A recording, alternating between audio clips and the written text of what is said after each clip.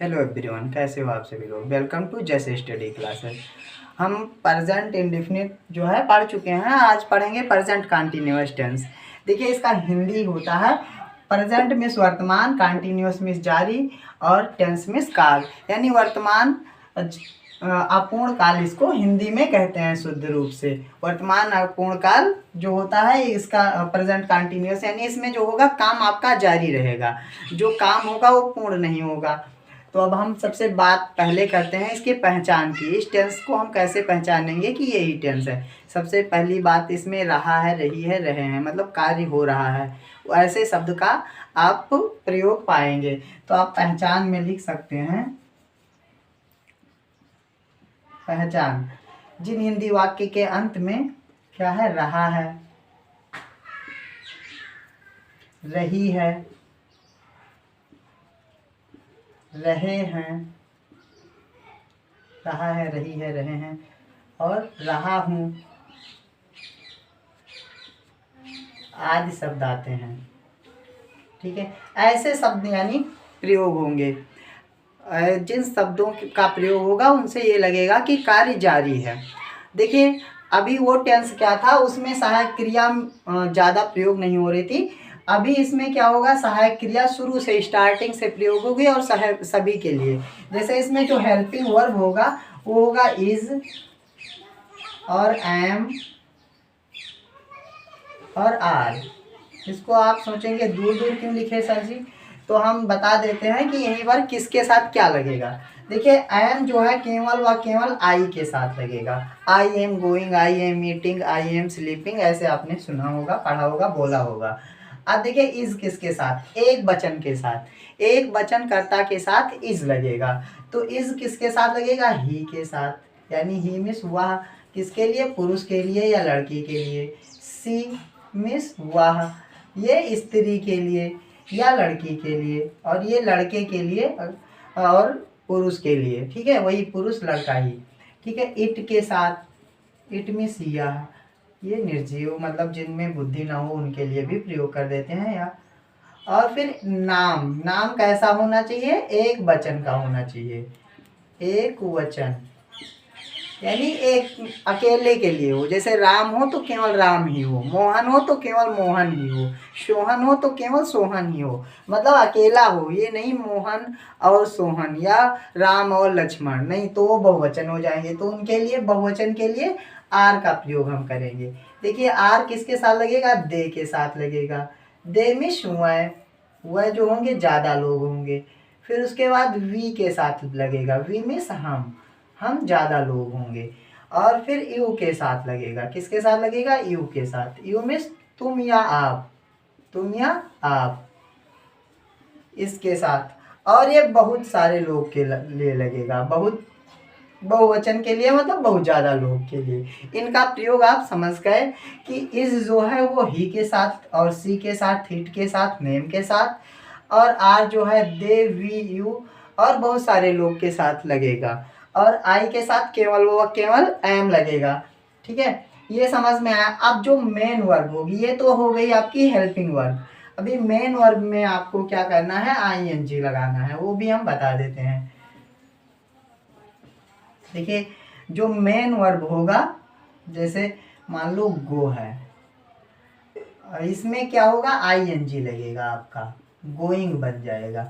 जैसे क्या है, कट है, सी यू टी कट, और इसके बाद इसमें आई एन जी लगेगा तो ये कटिंग हो जाएगा। डबल टी क्यों हो जाता है, जब भी एक रूल है, जब भी कोई व्यंजन हो और उसके बाद तुरंत स्वर हो, यानी टी व्यंजन है और यू जो है वो स्वर है, उसके बाद हो और उसमें आई एन जी जब लगाएंगे तो ये व्यंजन आपका डबल हो जाएगा। यहाँ पर देखिए, C U double T I N G हो जाएगा, कटिंग।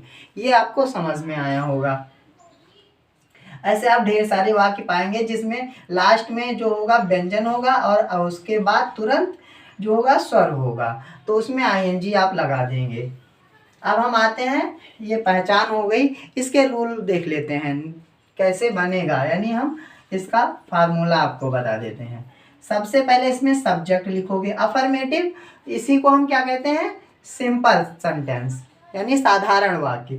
तो इसमें साधारण वाक्य में सबसे पहले क्या लिखते हैं, सब्जेक्ट, सब्जेक्ट, और उसके बाद क्या लगाएंगे, इज एम आर में से कोई, इज एम आर, इन तीनों में से कोई, और फिर वर्ब आएगा और उसमें क्या कर देंगे, आई एन जी लगा देंगे, वर्ब में क्या लगा देंगे, आई एन जी, फिर उसके बाद ऑब्जेक्ट आ जाएगा।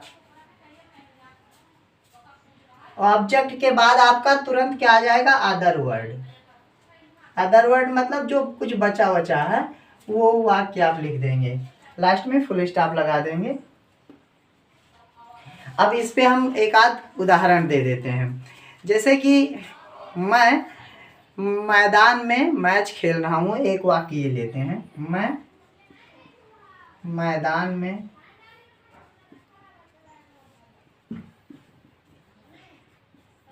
मैच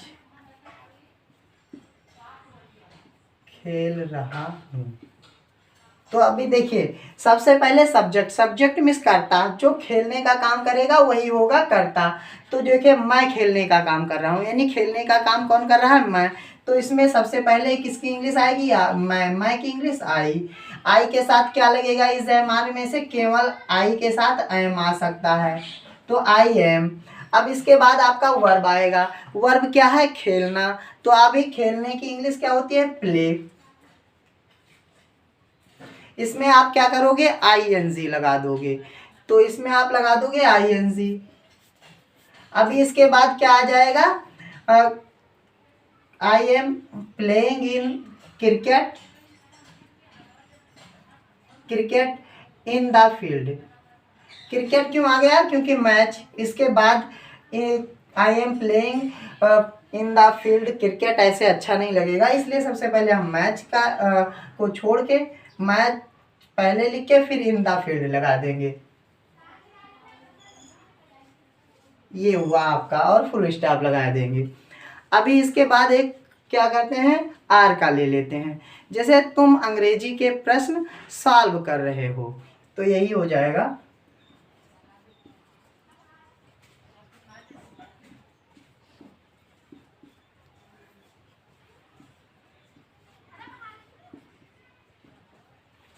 प्रश्न हल कर रहे हो।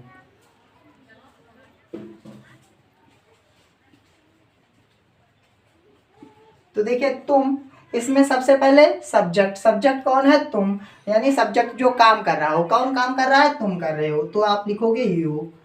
यू के साथ क्या लगता है, अभी मैंने बताया आर, यू आर। अब इसके बाद आएगा क्या, क्रिया। क्रिया क्या है इसमें, प्रश्न हल करना। प्रश्न हल करने की इंग्लिश होती है सॉल्विंग, तो आप लिखोगे सॉल्व, SOLVING, सॉल्विंग। फिर इसके बाद प्रश्न, यू आर सॉल्विंग, क्या कर रहे हो, सॉल्विंग में हो गया प्रश्न, और द क्या कर रहे हो, क्या सॉल्व कर रहे हो, तो क्वेश्चन, तो solving the question, QUES, question. और किसके, तो इंग्लिश के, ऑफ इंग्लिश, के का मतलब होता है ऑफ इंग्लिश, इंग्लिश। ये हो जाएगा आपका। देखिए सबसे पहले आएगा आपका सब्जेक्ट, सब्जेक्ट है तुम, यानी करता आया, तो तुम के साथ क्या लगेगा, आर लगेगा, तो यू आर। फिर उसके बाद सॉल्विंग मतलब प्रश्न हल करने की इंग्लिश क्या होगी, सॉल्व करना, कोई चीज़ सॉल्व करना, तो सॉल्विंग। और द क्वेश्चन, ठीक है, प्रश्न। फिर इसके बाद के, किसके, तो अंग्रेजी के, तो ऑफ इंग्लिश। अभी एक बच गया किसका, आर का हो गया, एम का हो गया, और इज का। जैसे एक का ले, इज का ले लो, तो वह दरवाज़ा खटखटा रहा है, यही कर देते हैं,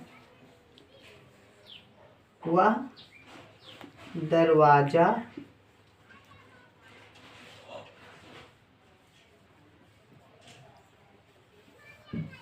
रहा है, वह दरवाजा खटखटा रहा है। सबसे पहले क्या आएगा आपका, सब्जेक्ट आएगा, सब्जेक्ट मीन्स करता, करता कौन आएगा, वह, कौन काम कर रहा है, दरवाजा खटखटाने का लगातार वह कर रहा है, तो वह की इंग्लिश होती है ही के साथ क्या लगेगा, इज लगेगा, तो आप लिखोगे ही।